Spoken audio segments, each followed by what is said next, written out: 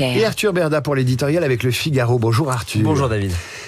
Vous nous parlez ce matin du Parti Socialiste où les tractations s'accélèrent en vue du Congrès. Oui, et contrairement à ce que tout le monde jurait, la main sur le cœur ces derniers mois, la bataille au Parti Socialiste pourrait virer finalement au match retour entre le premier secrétaire sortant, Olivier Faure, et le maire de Rouen, Nicolas Mayer-Rossignol. C'est en tout cas ce que laissent présager les dernières tractations, alors que les motions doivent être déposées ce week-end au plus tard. La seule incertitude qui reste porte sur la décision de Boris Vallaud qui, à défaut d'avoir su créer la dynamique qu'il espérait derrière lui, pourrait jouer les faiseurs de roi dans cette élection, soit en aidant Olivier Faure à l'emporter, comme à Marseille il y a 2 ans, soit en aidant ceux qui veulent le renverser à Nancy dans un mois.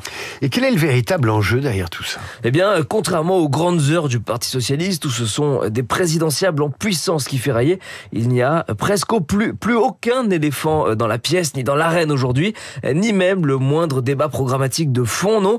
Au lieu de cela, la seule question qui est posée dans cette élection consiste à savoir quel sera le rapport du PS aux Insoumis, car depuis qu'il a noué les accords de la NUPES puis du NFP, Olivier Faure a enfermé son camp dans un pacte mortifère avec les mélenchonistes, alliance qui a certes permis au Parti de la Rose de retrouver des couleurs à l'Assemblée, mais au prix de nombreux renoncements idéologiques et moraux. Donc ça s'agite à gauche, est-ce que ça bouge aussi à droite ? Disons qu'après une campagne interne démarrée sur les chapeaux de roue, Bruno Retailleau et Laurent Wauquiez ont un petit peu fait taire la guerre des chefs, ce qui ne les empêche pas de poursuivre leur mobilisation sur le terrain, dans le sud-est pour l'un, le ministre de l'Intérieur, qui est entre Cannes et Marseille en ce moment, et en Bretagne pour le patron des députés LR, qui vient de faire étape à Rennes.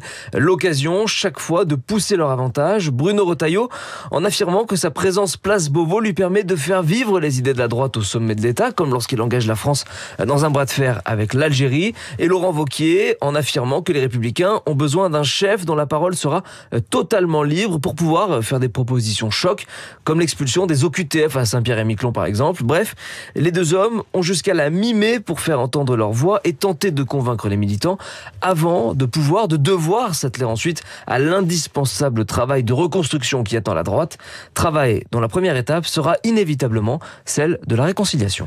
L'éditorial d'Arthur Berda retrouvé sur lefigaro.fr en vidéo. Merci Arthur, à demain.